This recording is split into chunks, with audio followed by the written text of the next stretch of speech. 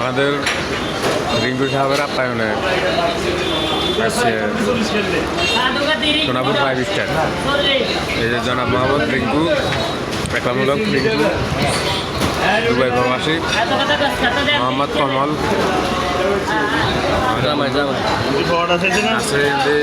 পারভেজ নীরবে মারের পারভেজ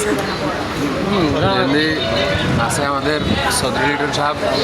উপায়তে আছে খালি আমার সোজা না না দুই করার সোজা হইতে পারে না পিছে যা এগুলো আমাদের চৌধুরী লিটন সাহেব কোবাইতে আছে কি দূরে স্যার না, আর আমার জামাই স্যার জামাইয়ের কোবান কোবার দেখছেন নি প্লেট খালি করে রেখেছে আর আমাদের